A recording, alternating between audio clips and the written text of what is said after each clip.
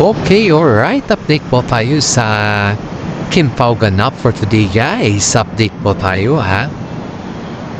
So, yun, guys, ay pinuri ni Paolo Avellino si Kim Chiu dahil sa kanyang kaseksihan. Dahil alam niyo ba, guys, na nun sa araw ay di ba may birthday celebration si Kim Chiu? Napakasimple lang po yun, guys, ha? Nasa po sila sa private resort, tapos nagsama po nila yung kanilang mga kaibigan doon.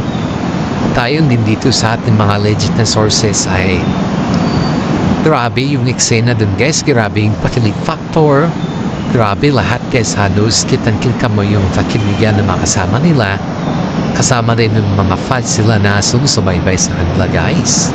At ito, guys, ngayon, guys, ay nasayate po sila. Si Kim Chiu po ay parang may ginagawang cover ng magazine. It's look like that, guys, dahil napaka-sexy niya dun sa mga photoshoot niya, sa mga videos niya, na kung saan po ay nilantad din niya sa kanya mga Instagram. At ang comment naman po ni Paolo Avellino dito, guys, ay napaka-sexy daw ni Kim Chiu. Aba, sumisexy na talaga si Kim Chiu, napakomento is Paolo Avellino na napaka-sexy na. Kahit naman po sino, guys, na tumingin or makakita sa ganapan sa mayan ay talagang namamangha pa sa kanyang kasaksihan.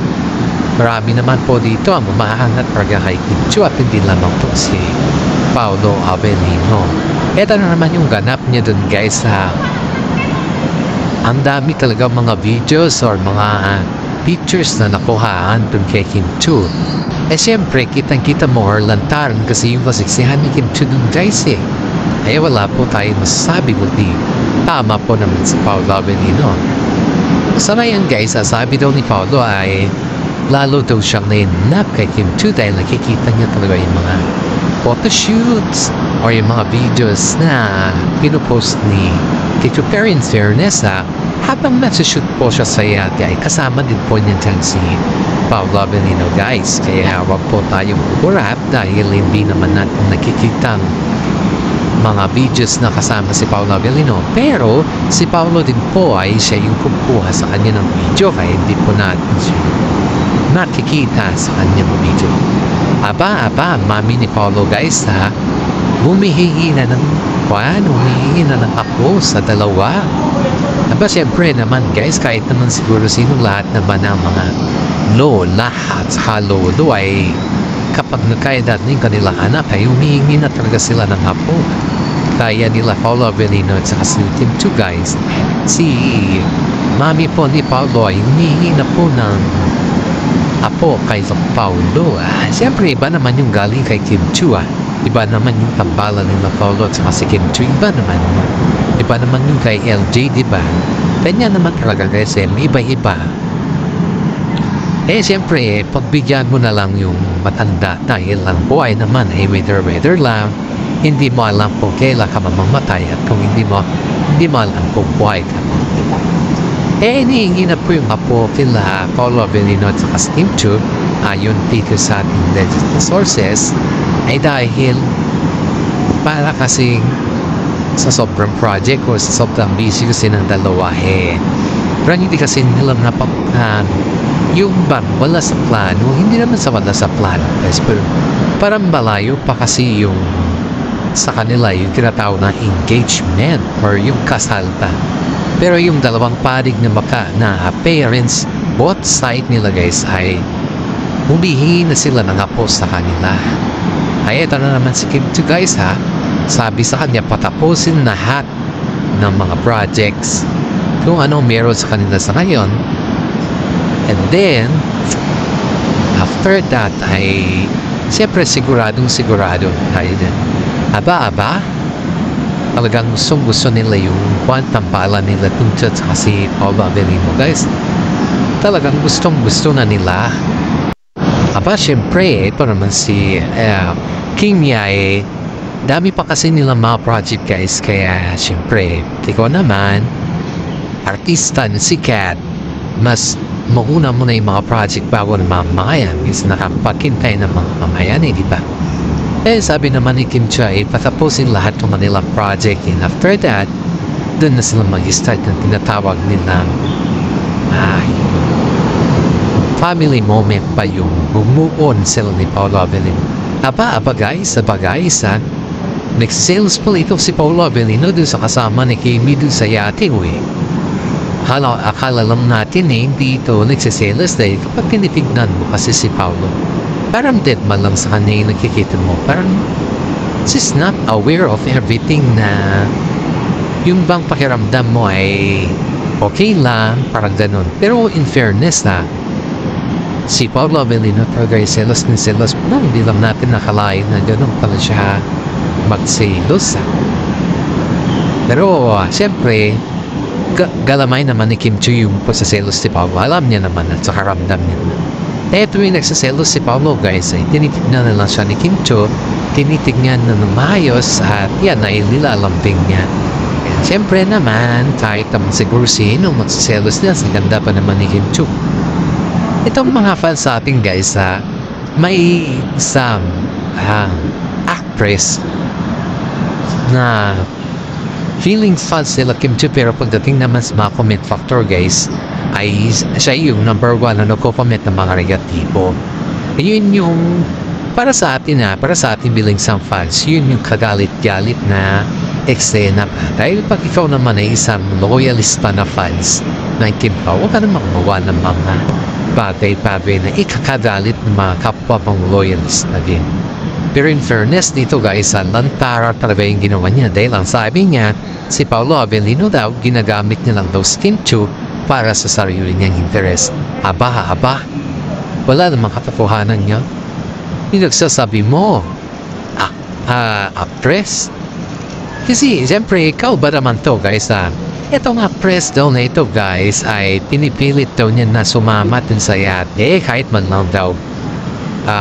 Makita lang yung, sinasabi niya kasi, hindi pa daw kasi siya nakasama sa yate. Hindi pa daw niya na-experience or something nakasama nila Paolo na sila lang ba. Parang ang sinasabi niya kasi dito, yung moment nila, at hindi naman yung holiday ang ginawa nila Paolo Avellino doon, hindi naman yung moment ba, kundi yun ay magagawin kasi si Kim Chiu na photo-shoot doon at sa endorsement ata ito guys. Pero ang sabi ng management sa kanila na huwag silang masama ng mga kaibigan or kung ano man dyan dahil nakaka-distract pa siya paminsan-minsan. Ikaw ay may trabaho. Isipin mo yung focus na salita, hindi yung distraction. Ayan po yung iniisip ng management na pag nandun mo sa yung kaibigan nila, syempre, natetense ka at tapos naiiyak ka or something na may mga nambubuli sa'yo. Yan yung mga pinakamahirap sa lahat Yung may mga nambubuli sa'yo, yung akala mo kaibigan niya, pero in fairness akala nila Kim Chiu guys na okay na yun, nag-usap naman sila na hindi naman sasama. Pero pagdating sa critic post niya sa kanyang Instagram lumabas ang totoo niyang gulay. Sinabi na ayaw daw nila Paolo Avellino at saka si Kim Chiu nakasama siya sa lahat ng kanilang mga lakad dahil ayaw daw nila na may mga barkada silang sumasama sa kanila. Aba, medyo nasobrahan naman ata itong si actress sa kanyang mga marites guys. Ito naman hindi naman iniwasan ng mga fans ng Kim Pao yung kanyang mga post. Pero ang pinakamasaklap kasi parang pinagdidihinan niya na si Paolo Avellino ang may ayaw sa kanya guys. Nung tinanong naman si Paolo Avellino, wala naman sinabi na ayaw sa kanya, kundi ang sinabi talaga sa kanya ng mismo management nila Kim Pao na wag silang magdala ng kung ano man dyan o kung sino man yan dahil nakaka-distract yan pagdating sa trabaho. Diba napakaklaro naman dun. Pero ito akala ng mga Kim Pao guys ay okay na kasi siyempre bago naman sila sumabak dun at pumunta dun at sumakay dun sa yate ay kinuusap na itong si actress. Akala nila okay na kasi pakiramdam daw nila okay ng lahat. Okay naman daw sa actress. Pagdating ng gabi guys, nag-post sa actress ng ganito ganyan. Aba, sinong sinisiraan niya? Parang bumaliktad ang hihip na nahangin, hindi yata naintindihan yung explanation. Di nga ata alam ko ano yung kanyang pinagsasabi. At ang pinapatamaan pa naman dito guys ang Kim Pao. Sabi dito na ayaw daw sa kanya, ayaw nila sa kanya dahil masyado daw siyang matikuloso sa lahat ng bagay. Pati kasi yung mga gamit ni Kim Chiu guys ito yung lahat ng mga gamit ni Kim Chiu guys pinapakialaman niya kasi. Kaya medyo may something ito, may attitude siya. May attitude dito. Pero hindi iwasan ng kasi nila Kim Ted sa kasi Paolo ganin. Pagsabihan siya dahil baka iba na naman yung interpretasyon niya guys. May mga kaibigan na silang ganyan guys yung actress niya na iba yung interpretasyon. Kaya mas marami sa kanila ay sinasabi na kinakausap or yung bagay-bagay na pwede naman kausapin sa lahat ng bagay na. Yun yung kanilang ginagawa. Pero in fairness bumaliktad ang ihip na ngayon, gumawa talaga ito ng skandalo. Ito guys, tinuturing talaga ni Kim Chiu na kaibigan siya dahil alam mo kapag kapag ito ay may hinihingi kay Kim Chiu ay kahit ano man yung hinihingi niya basta mayroon na may Kim Chiu ay binibigay niya po guys. Pero sa kabila ng lahat pala ng mga tulong or mga binibigay ni Kim Chiu, hindi naman pinapabalik ni Kim Chiu sa kanya yung mga tulong. Pero as a common sense ba na kung ikaw na may tinulungan ba, huwag mo naman gawan ng issue. Huwag mo gawan ng kung ano-ano man dyan dahil hindi naman utos ni Kim Chiu at saka si Paolo Avellino na hindi ka isasama kundi utos yun ng management. Marami sa ngayon guys ang nagsasabi na talaga marami sa ngayon guys ang nagsasabi na ang actress na ito ay matagal na palang naiinggit kay Kim Chiu simlat sa pulpa. Pero in fairness kahit naiinggit siya, hindi siya pinapatulan ni Kim Chiu. And of course guys, sa lahat sa dami ng kanyang sinasabi sa mga kaibigan nila Kim Chiu ay minsan hindi ito pinatulan guys Ngayon lang na hindi naman sa patol yung nangyari kundi ito ay sinabihan ata siya ng management na medyo wag siyang gawing personal ba. Kasi pinipersonal niya na pala sila Paolo Avellino at saka si Kim Chiu guys. Pero in fairness, ang daming nagsasabi din dito na hindi lahat ng mga kaibigan ni Kim Chiu ay totoo sa kanya. Which is tama naman guys. Dahil dito, sa babaeng ito guys, ang daming lumabas sa bibig niya na hindi naman kaya ba. Kumbaga, puro paninira at ang mga cryptic post niya naman sa kanyang Instagram guys ay paninira talaga. Wala kang asahan na maganda yung idudulot nito. Kaya sabi ng mga karamihan kay Kim Chiu na wag masyado magtiwala sa mga feeling close sa kanya dahil yung mga feeling close sa kanya yan din yung nabibigay sa kanya na sakit ng ulo. Sakit sa ulo which is tama naman. Ang dami kasing feeling close kay Kim Chiu ngayon dahil sobrang sikat niya. Ito pa yung sabi pa ng isang management sa kanila na Kim, Kim, sana naman ay kahit sobrang sikat mo na sana yun o sobrang trending mo na, viral ka pa, sana naman yung mga kaibigan mo piliin mo din dahil hindi lahat mga malapit sa inyo humihingi ng tulong ay kaibigan mo na talaga. Kundi yan ay ginagamit ka lang nila para din sa sarili nilang interes at saka yung bang to think na ginagawan ka din nila ng issue. Kagaya na yun guys, tignan mo. Kinulungan ito ni Kim Chiu noon tapos ngayon may issue lang dahil dun sa hindi daw siya isinama. Hindi naman kasalanan nila Kim Chiu kasi Paolo Avellino kung hindi siya isinama dahil ang purpose naman talaga dun sa yate, dun sa yacht ay yung mag-picture sila gumawa ng video para sa endorsement ni Kim Chiu. Hindi naman yun, kumbaga hindi naman yun yung holiday or yung bakasyon Kasi kung bakasyon naman guys, of course isasama siya.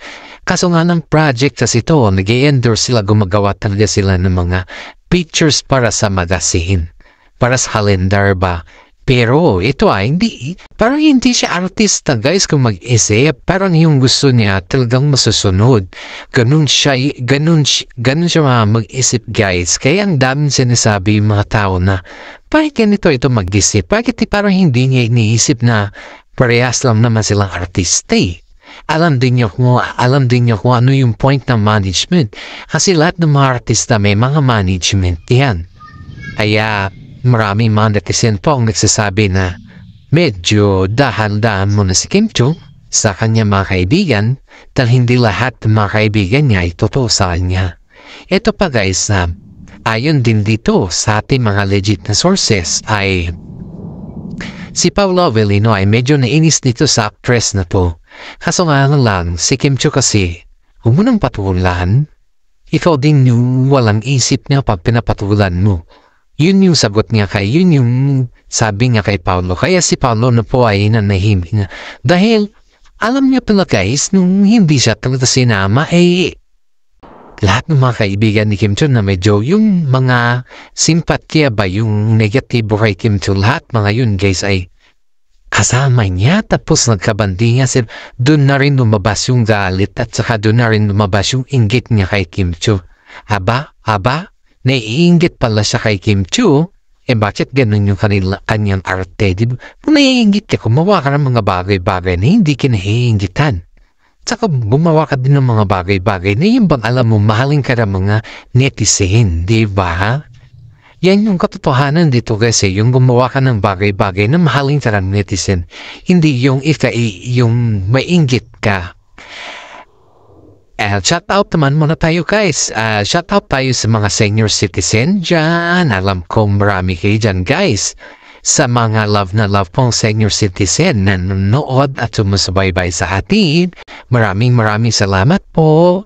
Sa mga fans natin din dyan, maraming salamat din po. Paki-like and share naman po yung ating YouTube channel.